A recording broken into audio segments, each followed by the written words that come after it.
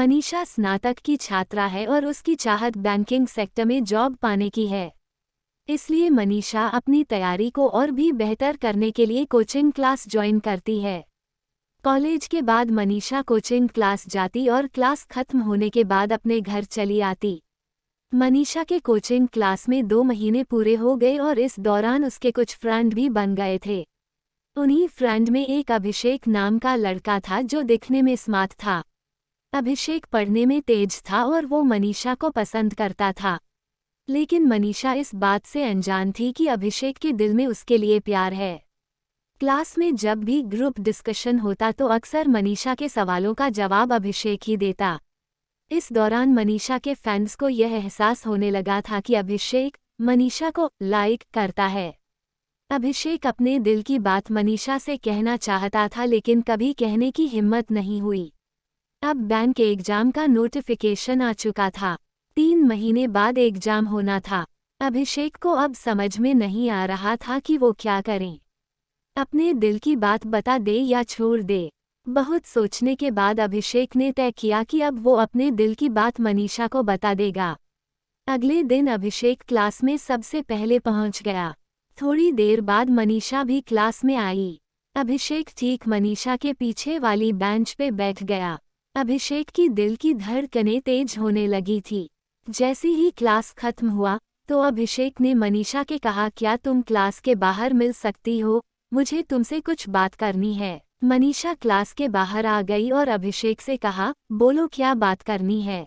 अभिषेक थोड़ा हिचकिचाते हुए बोला, मनीषा तुम मुझे बहुत प्यारी लगती हो, सच कहूँ तो मुझे तुमसे प्यार हो गया है। मनीषा, अभिषेक ये तुम क्या बोल रहे हो, तुम्हें पता है ना, देखो मैं यहाँ अपने एग्जाम की तैयारी करने आई हूँ और मुझे ये सब पसंद नहीं। इतना कहकर मनीषा वहाँ से चली गई।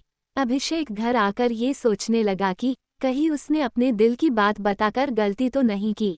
अभिषेक अब अपने ही बातों पर पछताने लगा। उसे समझ में नहीं आ रहा था कि अब वो क्या करें। रात भर अभिषेक मनीषा के बारे में ही सोचता रहा कि वो क्या मेरे बारे में अब क्या सोचती होगी। यही सोचते सोचते अभिषेक सो गया। अगले दिन जब अभिषेक क्लास गया तो मनीषा से नजरें चुराते हुए वह सबसे पीछे वाली बेंच पर जाकर बैठ गया। मनीष पीछे मुड़कर अभिषेक की तरह देखी लेकिन अभिषेक ने उसकी तरह नहीं देखा। क्लास खत्म होने के बाद अभिषेक सीधा अपने घर चला गया।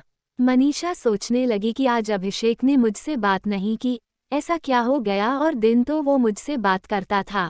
इसी तरह लगभग अब 2 महीने बीत लेकिन अभिषेक ने एक बार भी मनीषा से बात नहीं किया। अब मनीषा से रहा नहीं गया और वो सीधा अभिषेक के सामने जाकर पूछती है कि अभिषेक तुम मुझे 2 महीने से नज़रअंदाज कर रहे हो, क्या तुम इसकी वजह बता सकते हो कि तुम ऐसा क्यों कर रहे हो। अभिषेक, मैं नहीं चाहता कि मेरी वजह से तुम्हारी तैयारी खराब हो, इसलिए मैं तुमसे दूर रहता हूँ। मनीषा, देखो जब तुम मेरे पास थे तब मुझे कोई समस्या नहीं थी लेकिन अब तुम मुझसे दूर रहते हो तो मुझे तकलीफ हो रही है, पता नहीं ऐसा क्यों हो रहा है। अभिषेक, क्या तुम मुझसे प्यार करती हो, हाँ या ना। मनीषा, तुम मुझे अच्छे लगते हो।